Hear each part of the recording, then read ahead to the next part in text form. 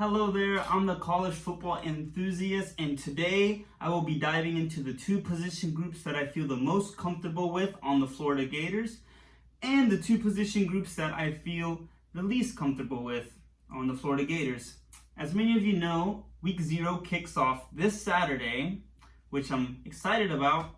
Some people have complained that the games aren't going to be that well, but hey, it's college football. I've been waiting long enough, so I'm excited about that. But the Gators season opener is actually next Thursday, so almost exactly a week from now. But with that being said, the position group that I feel the most comfortable with on the Florida Gators is our running back room. Unfortunately, we learned that during the Gators' second scrimmage last week, we lost our third string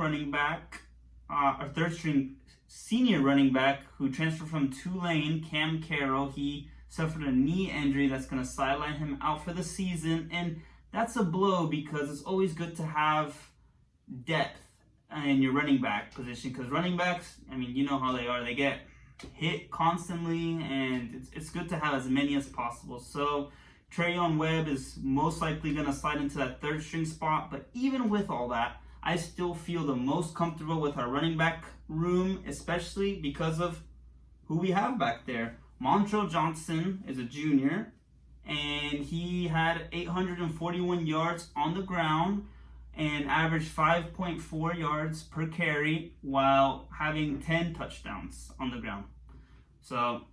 And with that, we also had Trevor Etienne, the brother of Travis Etienne, as many people know.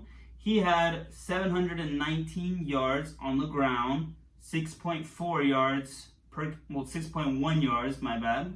per carry, and he had only 6 touchdowns on the ground, but that makes up a pretty dynamic duo. And something great about our running back room is the way our offense is. It's not that one plays and then the other one just doesn't unless something happens to the starter. It's that they alternate them and it keeps them fresh. If one's feeling kind of off, they put in the other, and then that gives the other one the confidence. So the way we use our running backs is very well. And also our offensive line, there were some changes. We lost Osiris Torrance to the draft, but even with that, we're returning former All-American first team freshman Austin Barber, who's now a sophomore, but we're returning him. We're returning our center Kingsley, and we also have some help from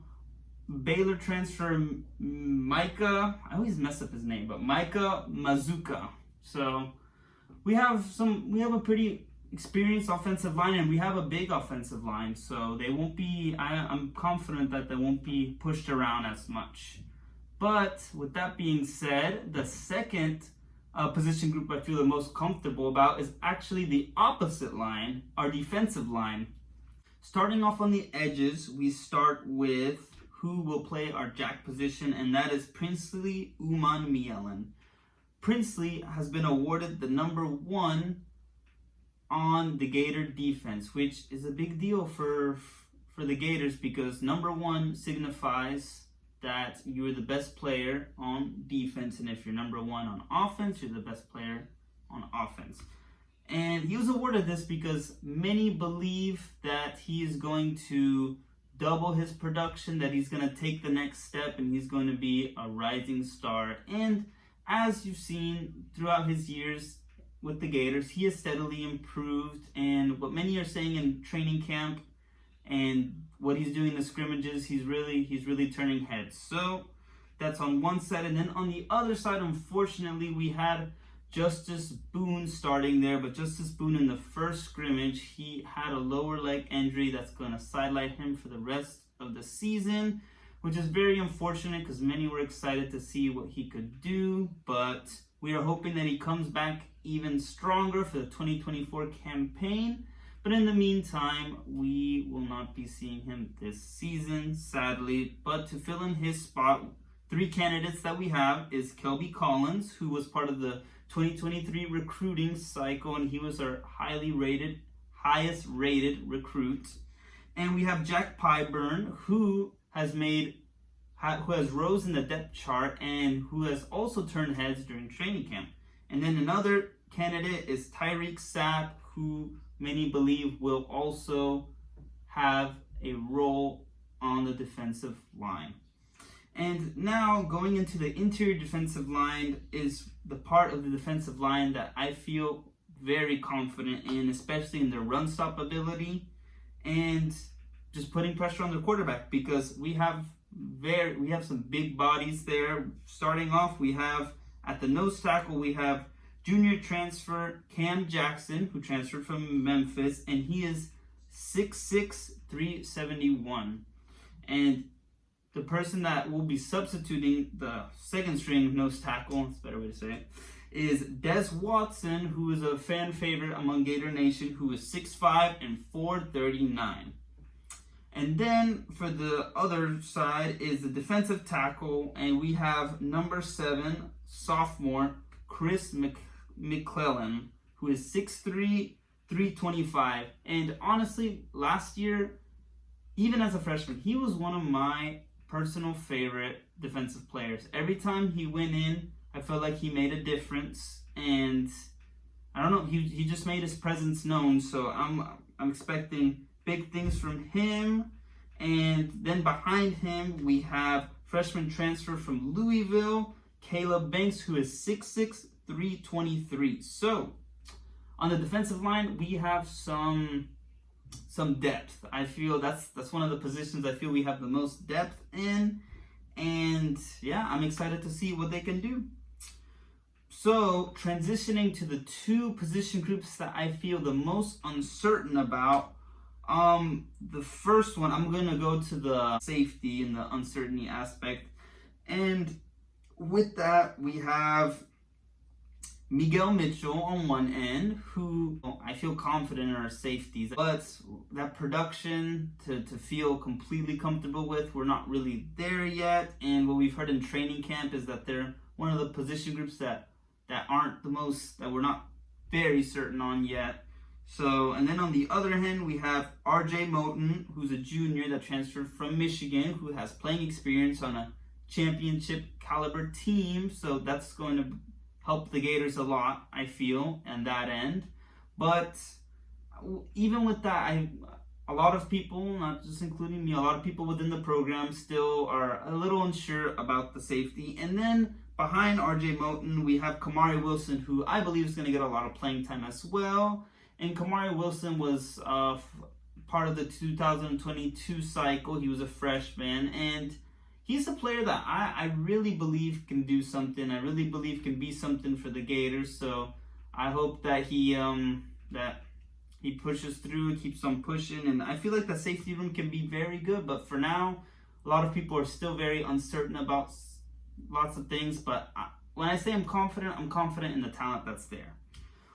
So moving on, the number one position group that I am the most uncertain about, and many people are uncertain about, and it is the position group that will determine how we finish this year. We could finish 4-8. We could finish 8-4.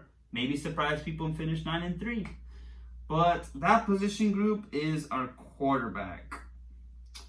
So with our quarterback, we have Graham Mertz. And to be honest, I was very worried when I saw we picked them up, because I'm a college football fan. I try to watch as many games as possible, and I watched a good amount of Wisconsin games. And I saw Graham Mertz, and seeing that he would transfer to the Gators worried me, because with Wisconsin, he wasn't the sharpest at times. And yeah, so I was very worried about that pickup. And then I went to the spring game, and in the spring game, it wasn't the most impressive thing. But as training camp has gone along, as fall camp has gone along, lots of coaches have praised Mertz and his work ethic, and they say that he's been completing the short passage, which is great. You don't always just need big plays. You need to be able to connect on the short passes as well, just to move the chains. You don't always have to look for the 50-yard pass, 40-yard pass. So what I've heard from training camp has given me has given me more confidence in him, but still very, very uncertain about that position. Then behind him, we have Jack Miller and Max Brown. And Max Brown, I would like to see more of Max Brown one day. You know, maybe if we're up big on, let's say, McNeese or Charlotte, then I'd like to see some Max Brown, see what he can do just in the mop up time. You know, just to give him that in-game experience. But going back to Graham Mertz, his career numbers so far are 38 touchdowns and 26 interceptions. Nothing eye-popping, but I feel he may have a resurgent career here with the Gators because, let's face it, Wisconsin, as they've been in the past, they've always been a ground team, like a running team, ground and pound. So I feel, and not very quarterback friendly. So I feel that this is his chance to turn it around and to prove a lot of people wrong. And I feel like he has the resources to do it and the work ethic to do it. And also, something else that gives me a little more reassurance is that coming out of high school, he was a highly touted recruit. So that means that he's no pushover. He knows what he's doing. He's got the skill. He's got the talent. So there we have it.